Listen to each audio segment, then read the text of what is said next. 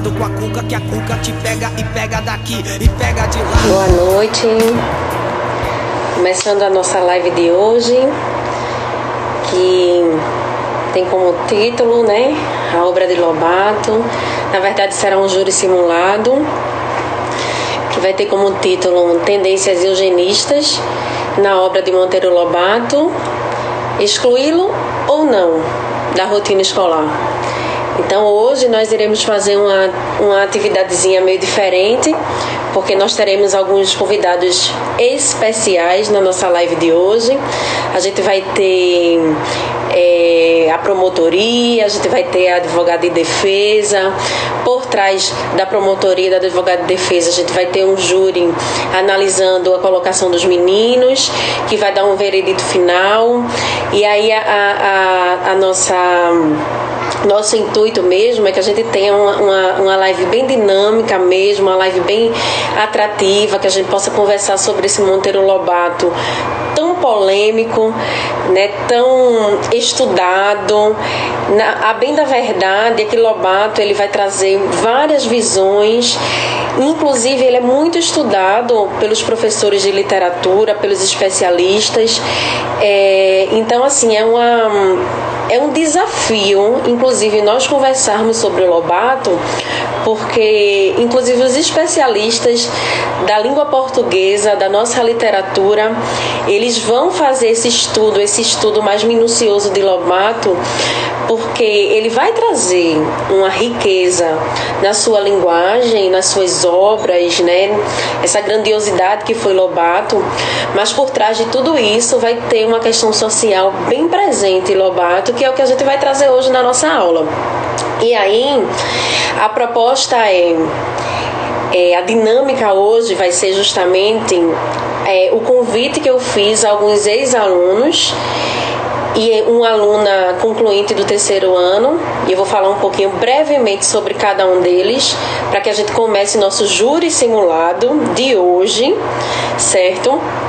E para que a gente possa fazer essa aula aí, a gente vai conversando e vocês podem se colocar, inclusive, porque enquanto eles estiverem falando aí, defendendo Lobato, acusando Lobato, né, e conversando sobre Lobato, eu quero que vocês, o público, se coloquem, porque eu vou estar ouvindo vocês, lendo vocês, e depois no fechamento da aula eu vou colocar o que eu vi, o que vocês colocaram, certo? E essa é a proposta. Então, como advogado de acusação, né, como promotor, eu trouxe Vitor, né, nosso aluno Vitor Pinheiro, que concluiu o ensino médio conosco lá na escola Raimundo Diniz. Vitor, vou falar sobre duas pessoas logo, certo? Vitor, que vai ser o promotor, e Jennifer Paz, que vai ser uma das testemunhas. Eles são dois alunos que entraram na universidade pública no ano de 2017. Todos dois alunos que se autodeclaram negros, pretos, né, entraram como alunos cotistas, ambos na Universidade Federal, e entraram por serem alunos da universidade, por serem alunos da escola pública. E isso só demonstra a importância, gente, das medidas sociais. E foram alunos meus, alunos muito engajados, muito dedicados, mas que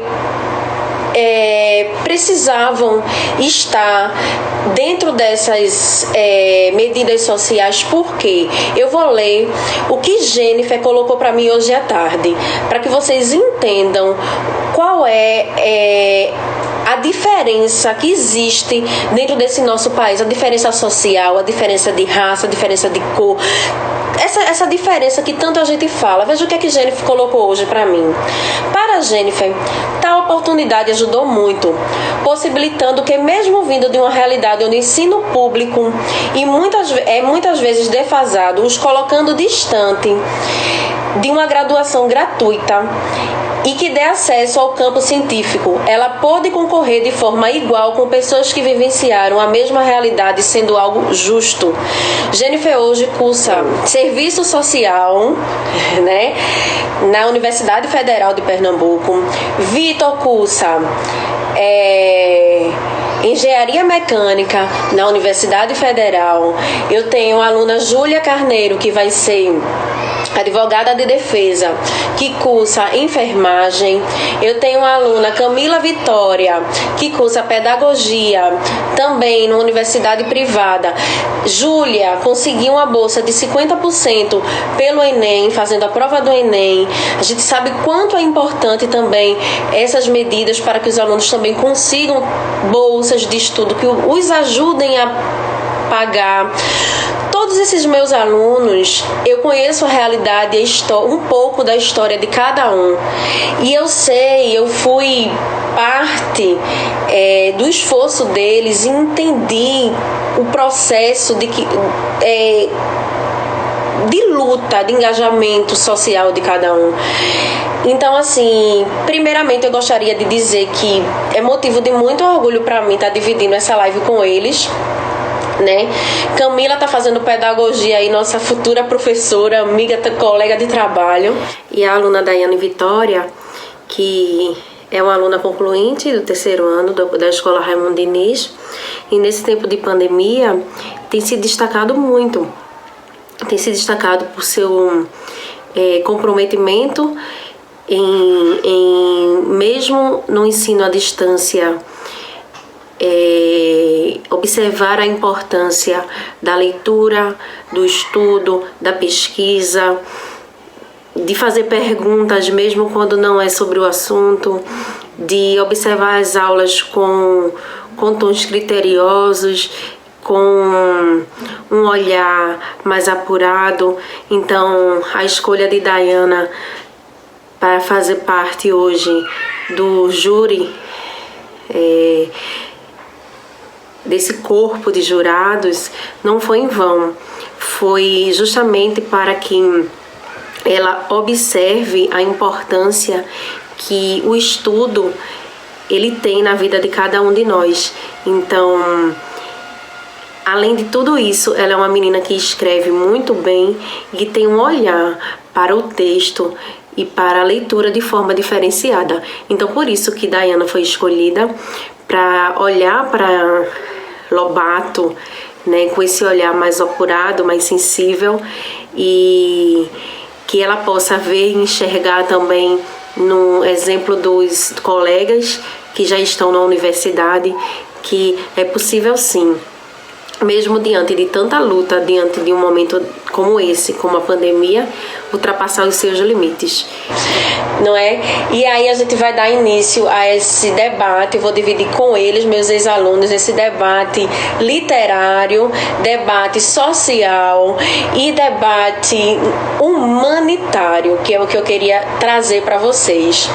E o nosso primeiro passo vai ser, eu vou chamar Vitor, que vai ser o nosso promotor, que vai julgar se Lobato ele deve realmente continuar sendo lido nas escolas ou não. Por quê?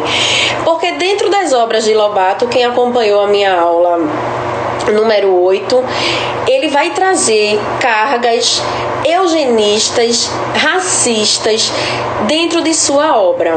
E aí Vitor ele vai explicar um pouco e vai trazer o porquê Lobato não deve mais ser estudado aí dentro das salas de aula. Eu vou convidar Vitor, ele vai se apresentar e a gente vai conversar um pouquinho nesse nosso júri simulado. Só um minutinho para eu convidar Vitor aqui, tá, gente? Só um minutinho. Pronto. Olá, boa noite. Boa noite aí para Vitor. Vou deixar Vitor se apresentar. Já apresentei um pouquinho ele. E aí eu vou deixar ele se apresentar e ele vai fazer a sua acusação inicial a Monteiro Lobato. Pode começar, Vitor. Boa noite, me chamo Vitor Pinheiro, tenho 23 anos, sou estudante de Engenharia Mecânica da Faculdade Federal de Campina Grande. Fui convidado pela professora para falar um pouco sobre a obra de Monteiro Lobato e nessa indagação de se ele deve ou não ser estudado dentro das escolas, né? Mas primeiro eu quero fazer uma contextualização e uma releitura de suas obras. Eu vou dar início do conto Negrinha, que é da aula 7 da professora. E No conto Negrinha é onde fica mais evidenciada a ambiguidade de Lobato, porque neste conto ele faz uma ferrenha crítica ao período escravocrata e à própria igreja pela sua conivência. Porém, é neste conto também onde fica implícito todas as suas características racistas que tem não só nessa obra como em outras. A começar quando ele faz a criação do personagem, quando ele faz a caracterização dos personagens. Temos primeiramente a Dona Inácia, que é uma tradicional senhora de época, branca, rica, que tem um lugar de destaque nas igrejas, um lugar reservado no céu. Então tem todas essas coisas quando ele faz a caracterização dessa personagem. E quando a gente vai para a personagem de Negrinha, a única característica que a gente tem é que ela é negra, da pele secada, essas coisas todas. Só que uma diferença é que Negrinha ela não tem um nome, ela não tem a sua individualidade, ela é colocada como apenas seu reconhecimento de grupo étnico, e não tem a sua individualidade. E uma forma do racismo é justamente essa, é de individualizar a pessoa. A gente vê muito isso, até hoje mesmo, nos cotidianos, nas notícias de jornais, quando vai ter algum suspeito. O suspeito nunca tem um nome, é sempre negro de periferia, negro disso, negro com uma tatuagem. E quando a gente vai ver esses mesmos tipos de matérias envolvendo jovens brancos de classe média, é sempre jovem, universitário, estudante. Então, são essas coisas assim, sabe?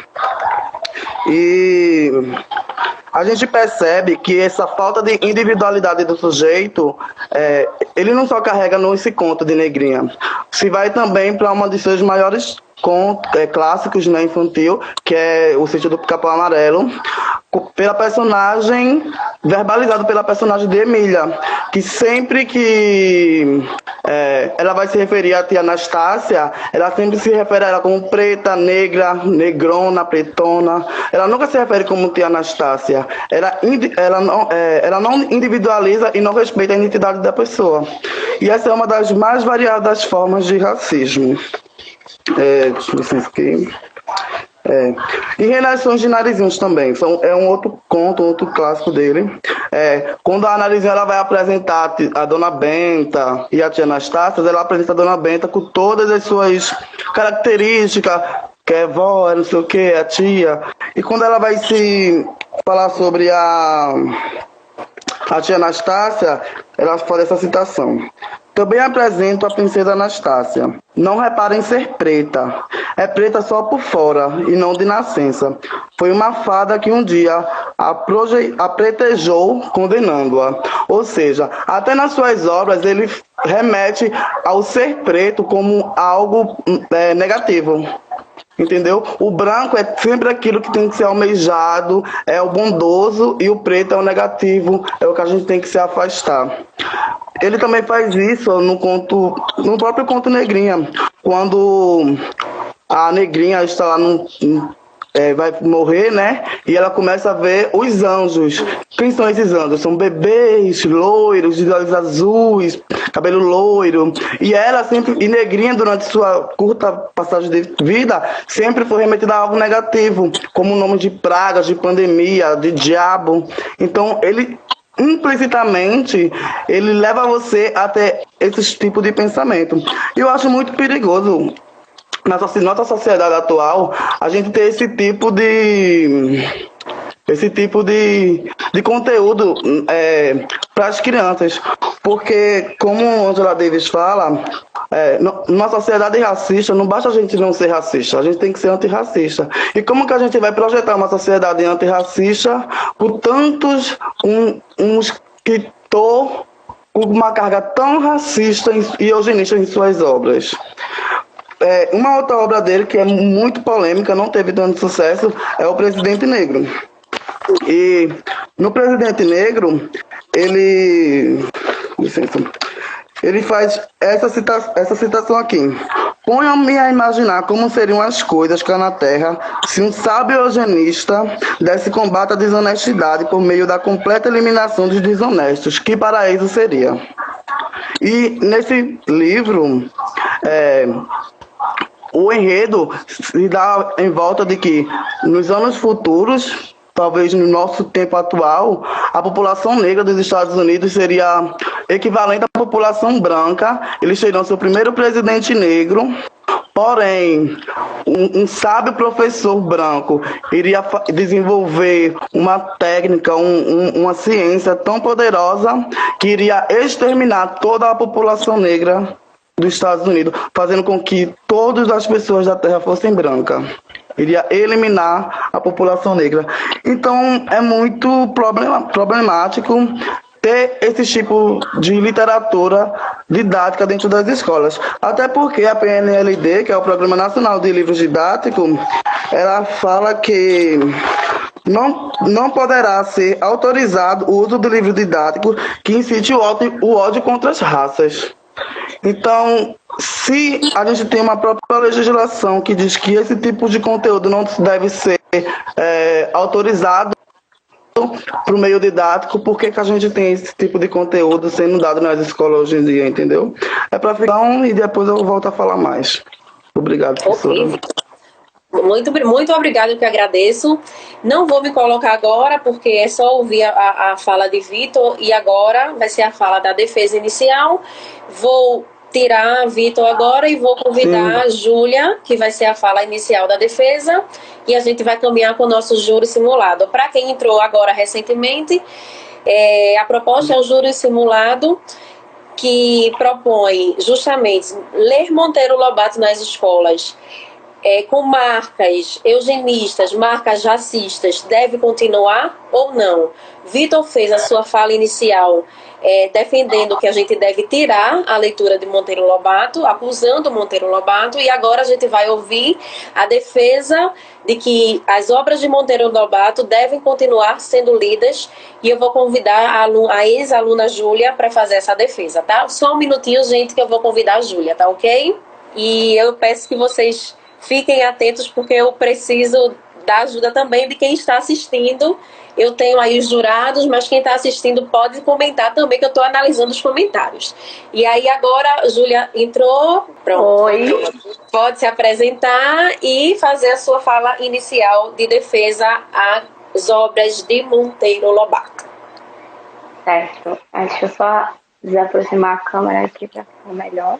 Boa noite a todos que estão assistindo. Eu sou Júlia Carneiro, ex-aluna de Lisandra, e como ela citou no começo, ela sabe sim da trajetória de vida de cada um dos seus alunos, né? Principalmente acredita assim, e os que estão aqui, ela conseguiu se encaixar mais na vida de cada um pelo seu jeito diferente de ensinar, não só como professora, mas também ensinar na vida.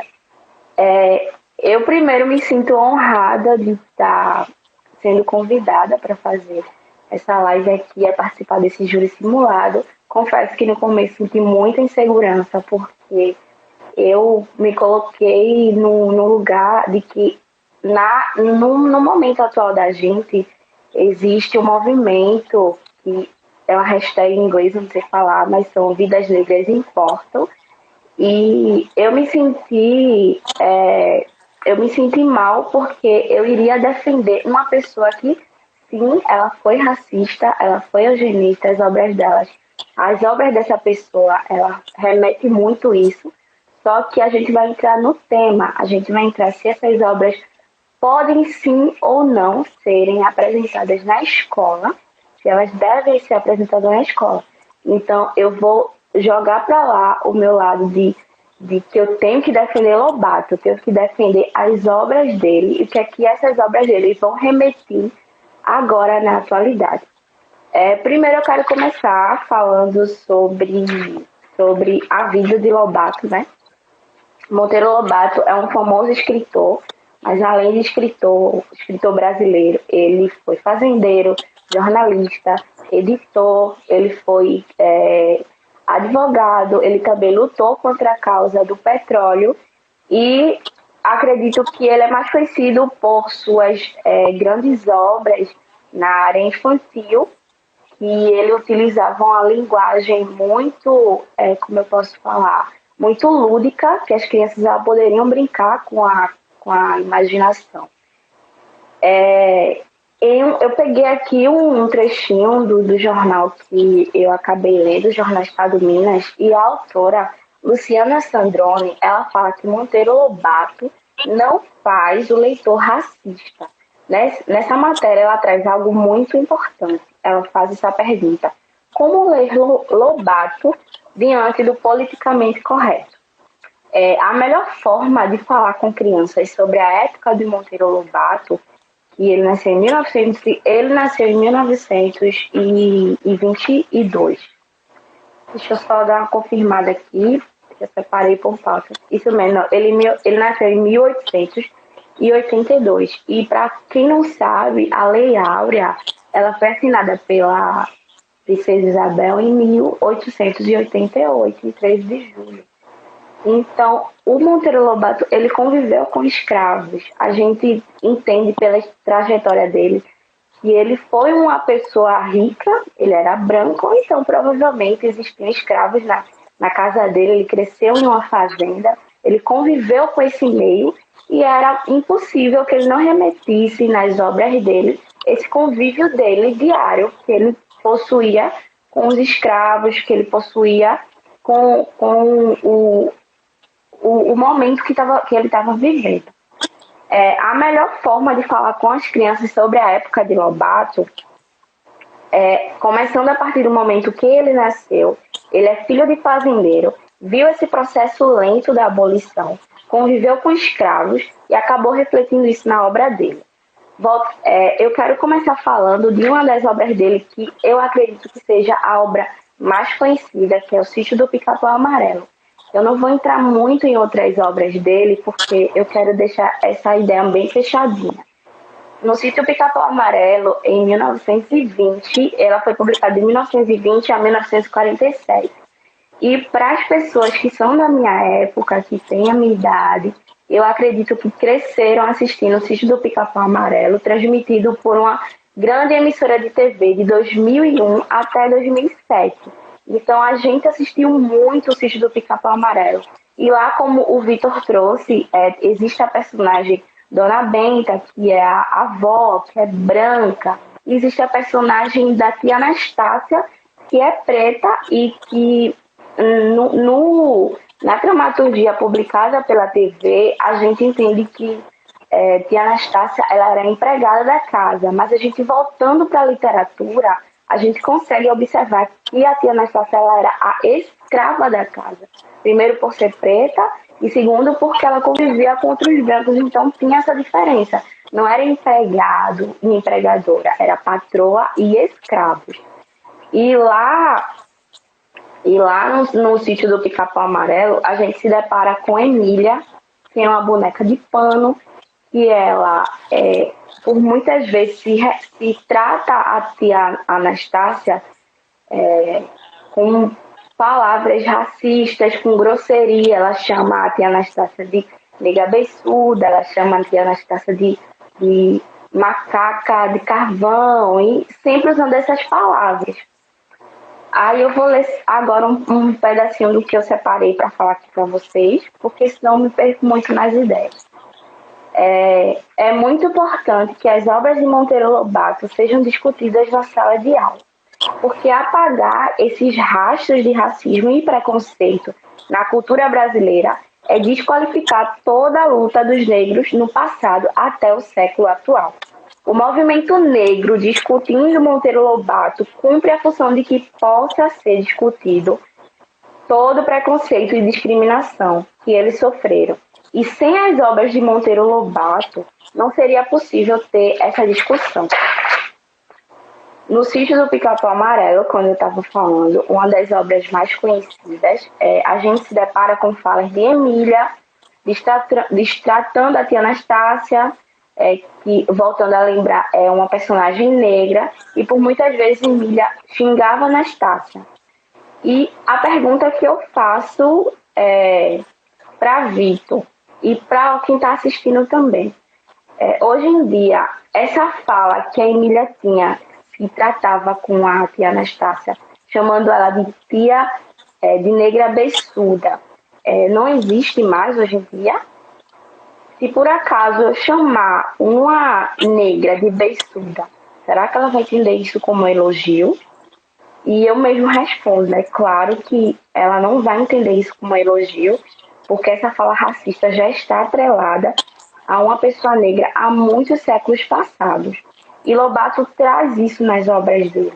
Quando ele coloca essa fala de Emília se tratando, se chamando a tia Anastácia de negra beiçuda, ele traz essa ideia. E é de extrema importância que essas obras sejam lidas e estudadas nas escolas, principalmente no grupo de ensino fundamental, porque a criança ela vai ter acesso a esse tipo de informação, para que ela entenda que essas atitudes que a Emília tinha com a tia Anastácia, elas não são atitudes que devem ser praticadas na atualidade. Também Vitor mencionou o conto Negrinha, que é uma das obras também que, inclusive, ela foi a júri por se tratar de uma obra racista. E lá no conto Negrinha, a gente pega muitas falas da tia Inácia, né, da dona Inácia, no caso, chamando a negrinha de lixo, chamando a negrinha de peste, chamando a negrinha de pata-choca, sempre com ofensas. E, para quem não sabe, né, tem um parte do trecho que a tia Anastácia Inácia, no caso, chama a negrinha de peste bubônica. E, na época, a peste bubônica, na terceira aparição dessa peste, ela matou cerca de 12 milhões de pessoas, praticamente o terço dos habitantes. Então era algo ruim para estar se referindo ao negro. E a criança tendo acesso a essa informação de que isso é errado, de que isso não se pode ser chamado, de que isso é uma ofensa, ela vai aprender a não utilizar essas palavras quando ela for se referir a uma pessoa que tem a pele mais escura que a dela. Eu vou voltar com a professora, né, que depois vai ter outro momento. Acredito que eu roubei mais um pouquinho do tempo que eu tinha. E agora eu vou passar para a professora. Depois eu volto. Ok. A gente vai ter um momentinho bem breve de réplica, que Vitor vai fazer uma pergunta à Júlia e ela já vai, no fim, fazer a conclusão dela e ela vai responder e fazer a conclusão dela e ele vai fazer a conclusão dele também e vai responder também, certo? E para algumas pessoas que ficaram aí na dúvida, a Júlia depois vai responder também, analisando aí as perguntas de vocês. Eu vou remover Júlia agora e Vitor vai fazer a sua réplica rapidinha, tá certo, gente? Ela colocou que a defesa de Lobato é que, mesmo ele sendo racista nos momentos de negra absurda, tal, estudar ele é discutir esses pontos, né? E aí, voltando para Vitor, ele vai ter a oportunidade agora de responder algumas questões que ele achou, né, em 3 minutinhos, brevemente, e fazer uma pergunta direcionada a Júlia agora, certo? E aí você vai fazer essa pergunta direcionada, fazer esse comentário, essa réplica, fazer uma pergunta direcionada a ela vai lhe responder e já vai concluir a parte dela. Depois eu volto com você e você faz a sua conclusão, tá ok? Ok. O que os defensores de Lobato dizem é que ele é um homem da época, que o que ele bota nas suas obras é porque seria um normal na época. E eu já acho totalmente o contrário. E outra, Lobato, ele não só ensina suas obras, ele expõe todo o seu racismo, seu eugenismo fora das suas obras também. Em carta a seu amigo Godofredo Rangel, ele afirmou que a vingança do africano seria amulatar o Brasil. A mestiçagem seria a maior vingança que o africano teria tido contra os povos brancos brasileiros. Outra coisa que a gente não pode falar de Lobato e não pode ignorar é que Lobato ele é um simpatizante da Ku Klux Klan, que é a maior organização racista que já existiu no mundo, que perseguiu e matou milhares e milhares de negros nos Estados Unidos. E Lobato, ele chega a se lamentar dizendo: país desmexido, Ku Klux Klan é país perdido para alto destino. Um dia se fará justiça a Ku Klux Klan, tivéssemos uma defesa de ordem que coloque o negro em seu devido lugar. E em outro artigo que eu cheguei a ler, fica evidente que quando o Lobato ele faz a construção do seu personagem Jeca Tatu, ele usa da sua obra, da sua literatura, para atacar seus desafetos, para atacar aquilo que eles não gostam. Ele não gostava dos caboclos que tinham, como ela disse, ele era fazendeiro, ele realmente tinha uma fazenda, e os caboclos, como ele chama, que faziam queimada nas suas fazendas, que acabavam entrando na fazenda dele, ele não atacava diretamente, mas ele atacava em suas obras. Por isso que ele faz a construção do personagem de Jeca Tatu. E ele não só faz isso com os caboclos, ele faz isso também com os negros e os mulatos, né? Que mulato é até uma palavra racista que eu não gosto de usar, mas é como estava no artigo. Ele faz toda essa construção para atacar. Então a gente não tem como separar a pessoa do autor. E outra, quando ele faz essa declaração que eu acabei de ler sobre que o Brasil é um país onde não se pode fazer uma organização Ku Klux Klan, é porque o presidente da época, que agora eu não me recordo o nome, caracterizou a Ku Klux Klan aqui no Brasil como uma organização terrorista. Ou seja, já existiam pessoas que não concordavam com esses atos racistas. Então a gente não pode dizer que ele é um homem da sua época. Não, ele era um homem que tinha todas essas características dentro dele. Assim como existem racistas hoje, existem pessoas que não são. E para quem defende, como se fala, para tirar as obras de Lobato do círculo curricular didático, muita gente fala que isso seria censura, né? Seria Sim. Censura e seria... iria ferir o direito à liberdade de expressão, que é assegurado pela Constituição. Realmente, isso é assegurado pela Constituição, a liberdade de expressão, de você colocar tudo que você quiser nas suas obras para fora. Só que a mesma Constituição, ela garante o direito à dignidade e à honra humana. Então, como que ficaria? Você entende? O que eu quero colocar aqui é até onde vai o direito à liberdade de expressão para que a gente possa discutir as obras de Lobato em sala de aula, sem que isso fira a honra e a dignidade humana do indivíduo negro que estará em sala de aula. Sim. Essa é a sua pergunta.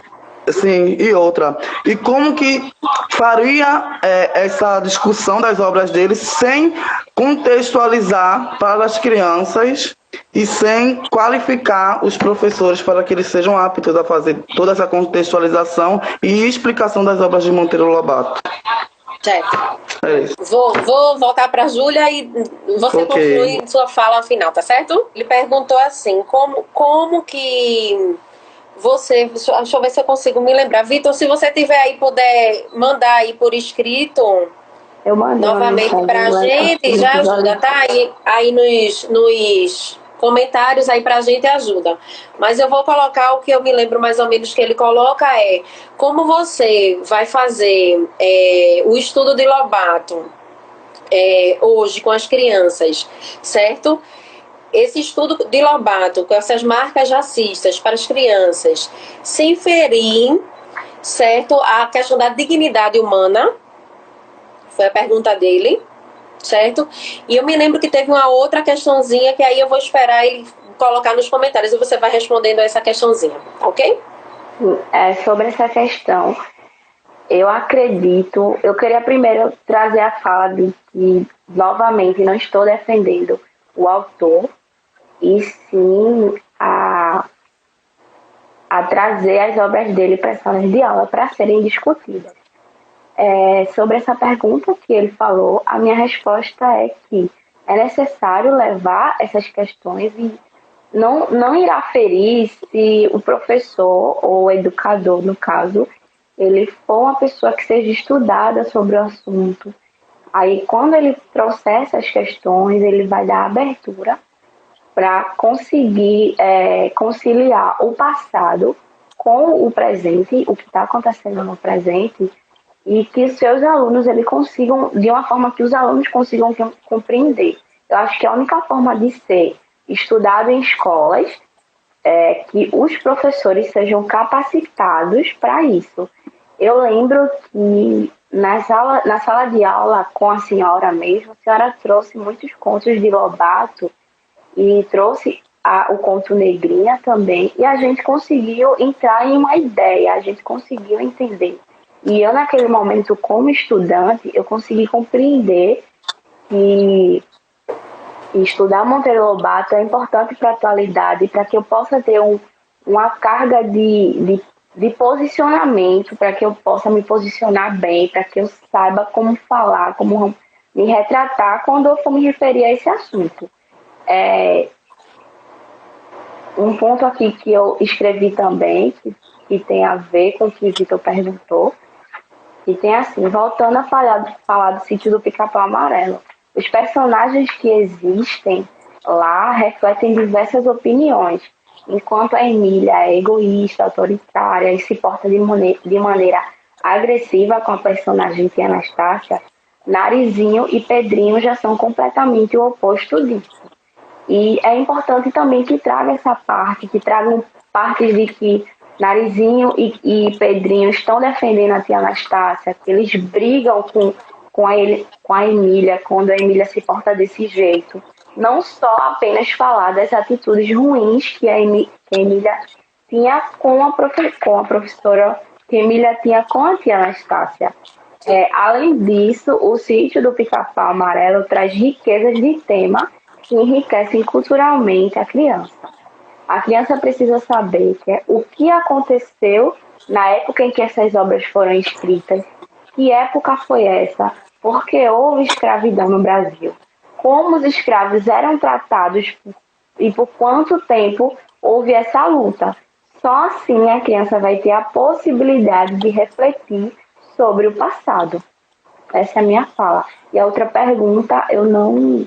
Ele botou assim, mas eu acho que você já respondeu agora, porque ele botou assim, como estudar Lobato sem contextualizar e qualificar professores para que tratem esse assunto com a devida responsabilidade. Mas aí você já respondeu, né, que os professores precisam estar qualificados e capacitados, e está dentro do assunto também, que não adianta apenas ler uma obra de Lobato, é necessário estudar a vida de Lobato, as outras obras dele, e trazer isso para a sala de aula para que seja discutido. Isso. Concluiu a fala? Concluí. Vou chamar o Vitor para ele concluir a fala dele e a gente dá o veredito, ok? Ok. Pode fazer, Vitor, sua conclusão. Então, a gente, quando fala de Lobato, a gente vai muito para o século de qual ele viveu, né? Mas a gente está passando por um momento, principalmente em 2020 agora, onde não dá para aceitar esses tipos de literatura, sabe? A gente tira isso vendo os protestos que está acontecendo nos Estados Unidos, onde estátuas de colonizadores e escravocratas estão sendo derrubadas, estão sendo quebradas. Então, existem outras obras, existem outros meios de se falar sobre o racismo. Contando, por exemplo, sobre a história da África, a gente não tem uma literatura que fale, dentro das escolas, que fale sobre a história da África, a não ser a literatura escrita por homens brancos que só fala sobre a escravidão. E a gente sabe que o continente africano não só sobreviveu de escravidão, já que o Império Egípcio foi um dos maiores impérios do mundo, e a gente mal estuda isso nas escolas. Então, na sociedade que estamos vivendo e que estamos querendo construir, não se dá para difundir essas ideias dele. Porque Lobato, as suas obras é o seu pensamento, é o que ele externalizou de dentro de si. Então, você difundir pensamentos racistas, eugenistas, em salas de aulas com crianças, sabendo da realidade que a gente vive, que as escolas, muitas escolas públicas não têm estrutura para fazer isso, é o que eu acho muito, como posso dizer, utópico. Certo. Utópico. Eu acho utópico achar que professores terão tal qualificação para ensinar crianças, para contextualizar a criança e colocar todas essas ideias para eles. Não desmerecendo dos professores, porque a gente, como filho de escola pública, eu sei a dificuldade que se tem. Eu sei que de uma sala de 50 pessoas que são super lotadas as salas, 3, 4 absorvem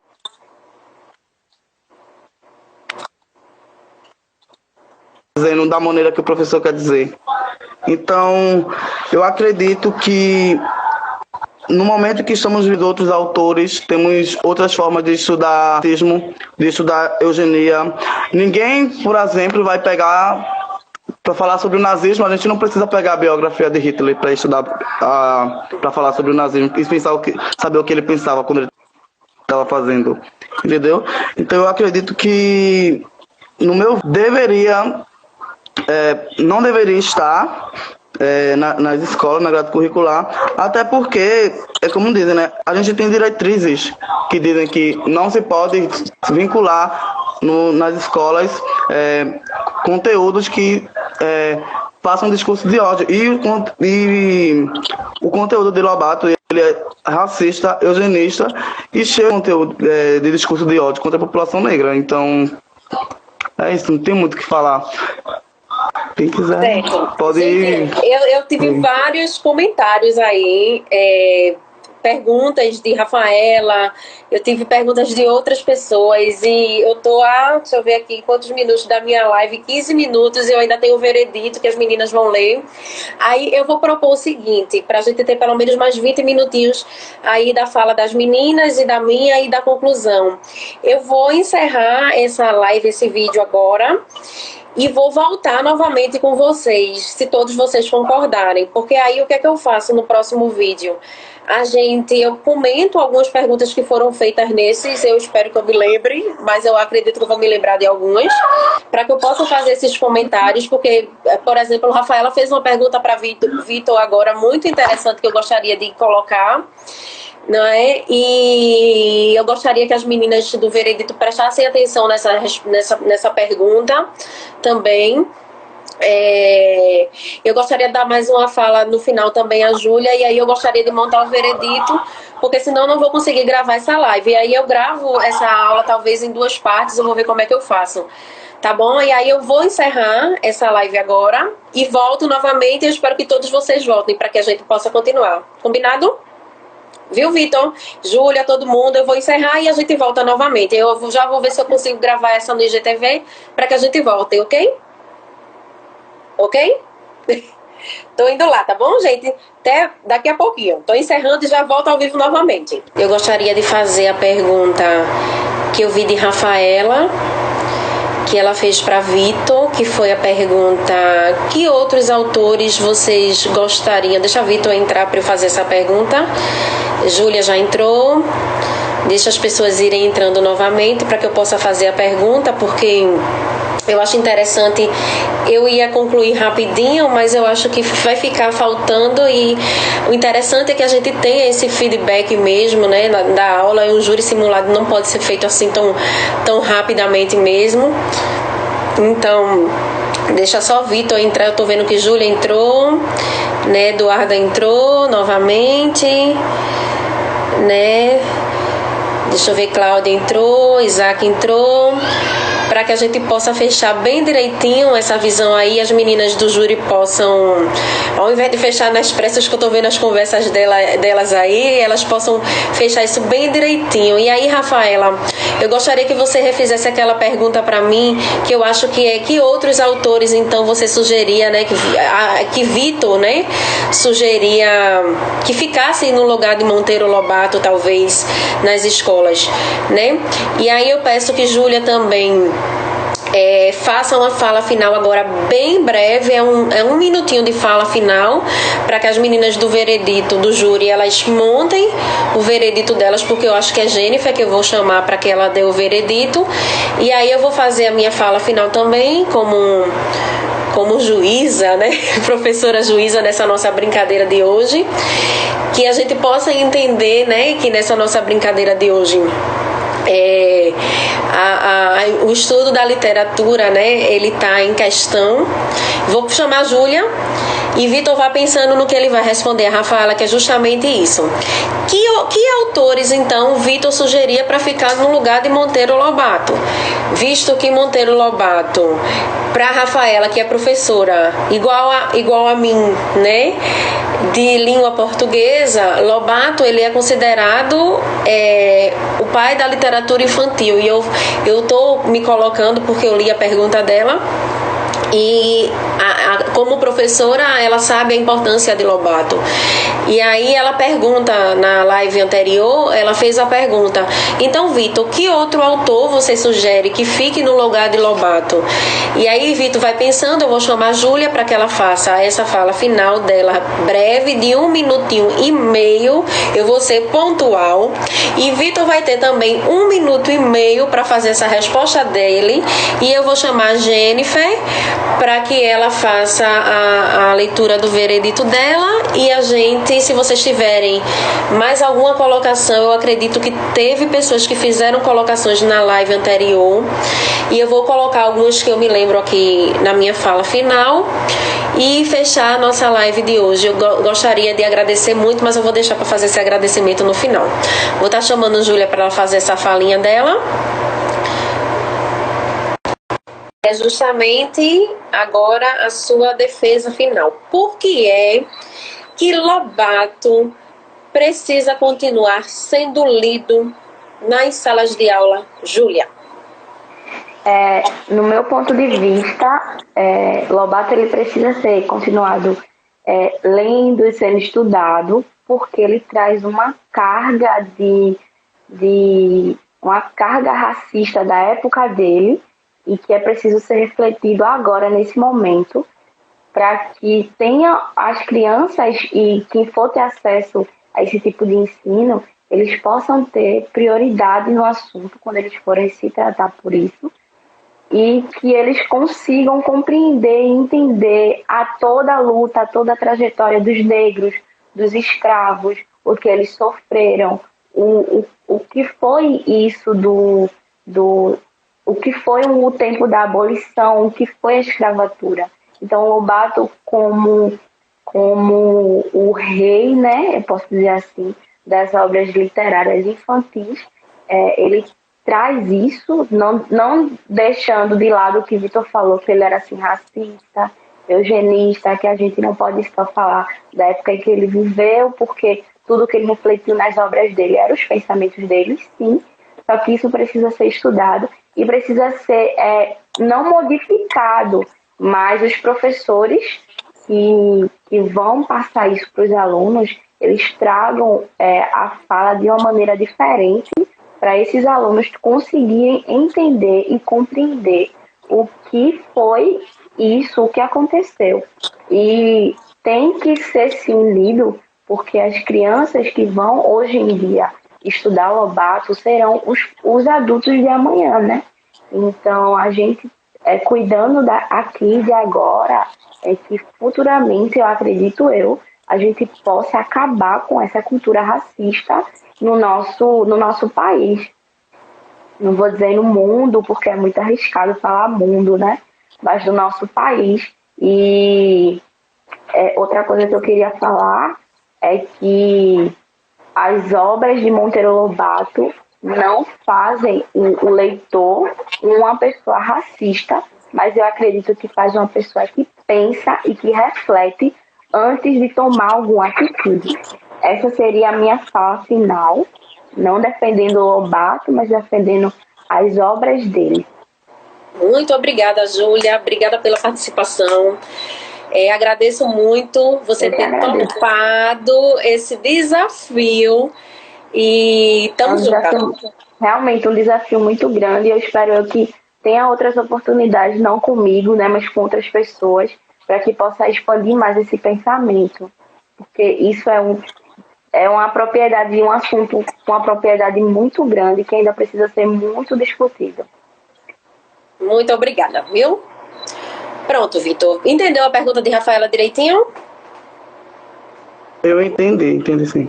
Mas eu só queria salientar primeiro que, tipo, não é que um autor vai tomar o lugar de Monteiro Lobato, que eu sei a importância dele para a literatura infantil, eu sei que ele é patrono.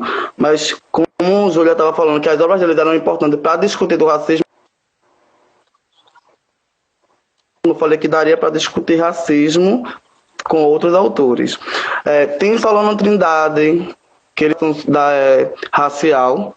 Tem Carolina Maria de Jesus, Quarto de Despejo também é um clássico, que dá para você discutir sobre racismo pelas obras delas. Temos contemporâneos, Silvio Almeida, que ele fala sobre racismo estrutural.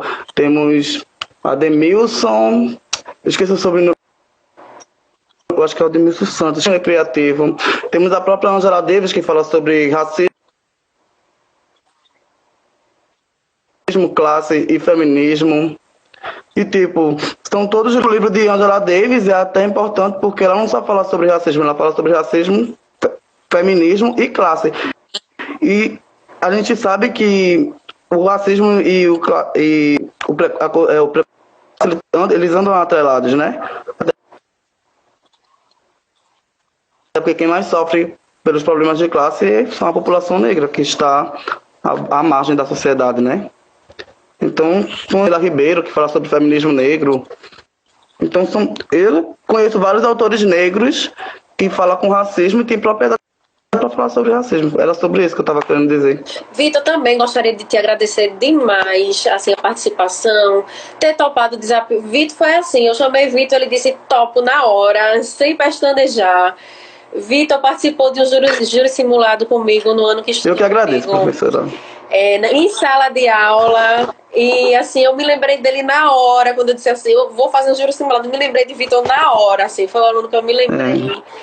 E eu agradeço demais, assim, a sua participação também, viu? E estamos juntos aí na luta, no dia a dia, qualquer coisa que precisar, estamos aqui, viu?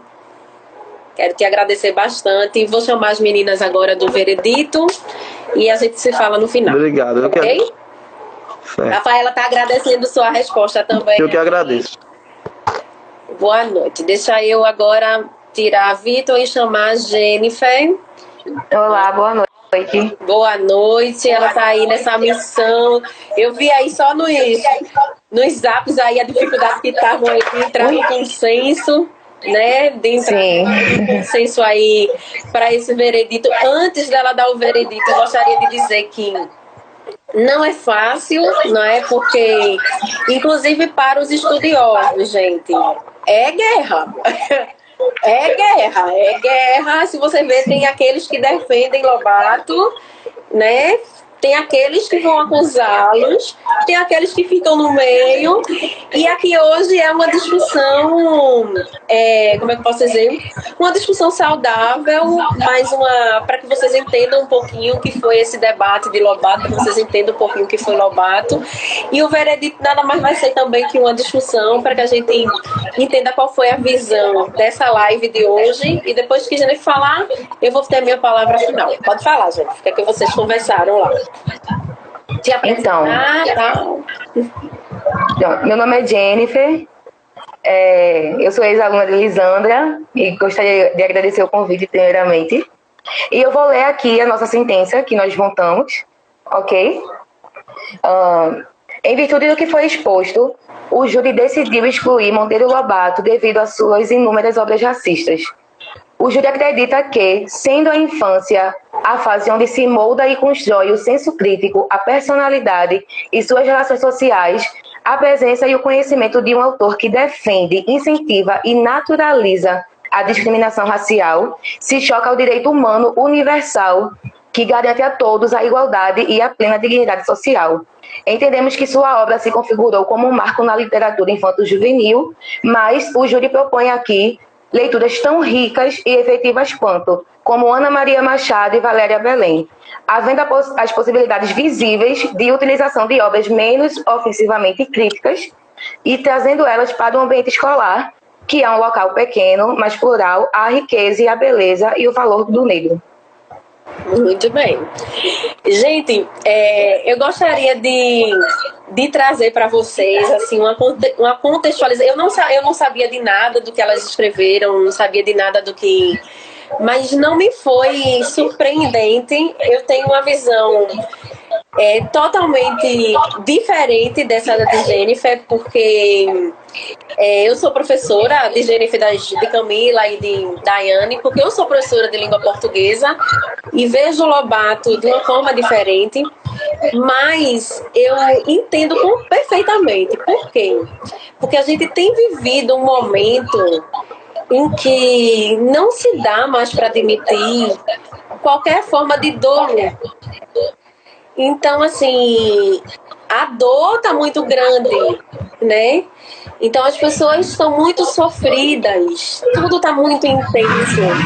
Então, talvez execrar a dor, banir a dor, gritar pela dor seja o ato mais revolucionário que o povo queira que aconteça, né? Então, talvez, eu estava vendo, o Vitor citou a questão de estátuas estão sendo tiradas, né, das praças e tal. E eu vi uma colocação da jornalista de dizer assim, tira da praça, põe no museu. Talvez, vamos lá, tira Lobato da escola e põe lá no museu. Lobato existiu, né?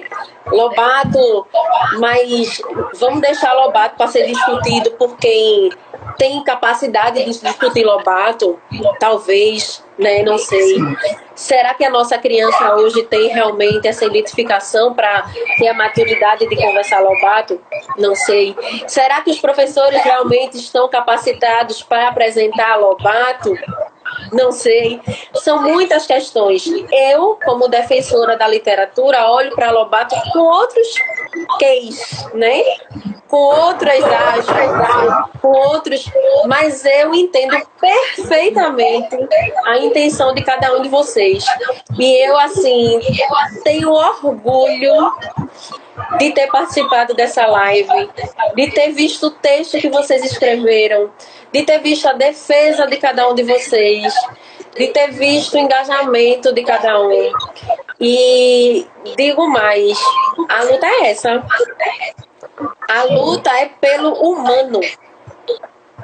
A luta não é pelo texto, não é pelo... Quando o texto ele extrapola o humano, não é o texto, é o humano. O que mais importa sempre vai ser o humano. Então, eu gostaria de dizer que eu tenho muito orgulho de ter participado dessa live hoje. Eu aprendo demais com vocês sempre. A Rafaela tá aí falando um bocado de coisa, um monte de gente tá falando um bocado de coisa. Essa foi uma das lives que eu mais gostei de participar. E agradeço a cada um de vocês que participaram. E é isso. Eu deixei uma frase final, inclusive, para terminar a nossa live de hoje e concluir aqui. Eu quero concluir com ela, que é uma frase, inclusive, de Lobato. Ele vai dizer assim, ó: só quem está sendo asfixiado aprende que o ar existe. E aí me remete ao eu preciso respirar. Sim. Hoje a gente só quer respirar. E a gente não está conseguindo respirar. Não é? Então, se é para tirar ou para continuar Lobato ou não, a gente quer respirar. Então, que juntos, gente, a gente consiga debater literatura, arte e português, mas que a gente lute para que a gente continue respirando. Agradeço a todos pela participação. Um beijo no coração de todo mundo. Beijo. Até Boa noite, obrigada. Aula. Tchau, tchau, gente. Tchau.